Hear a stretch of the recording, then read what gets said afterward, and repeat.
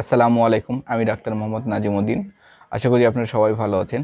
আজকে ছোট্ট একটি টিপস শেয়ার করব বলে ভিডিওতে আসছি। আমরা অনেক সময় হেঁচকি উঠা নিয়ে অনেক সমস্যায় পড়ে থাকি। হাতের কাছে ওষুধ থাকে না।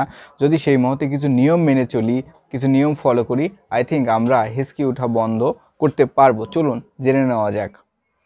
হেঁচকি বন্ধ করতে যা করবেন, 10 থেকে 20 সেকেন্ড নিঃশ্বাস ধরে রাখুন। এভাবে কয়েকবার নিঃশ্বাস ধরে রাখবেন। তারপর হাঁটু জড়িয়ে ধরুন।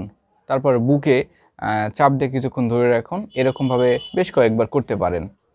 তারপর জিহ্বা টান দিয়ে ধরুন, কয়েকবার দেখবেন হেঁচকি ওঠা অনেকটাই কমে যাবে। তারপর ঠান্ডা পানিতে ছোট ছোট চুমুক দিন। তারপর জিহ্বার মাঝামাঝি কয়েক দানা চিনি রাখুন।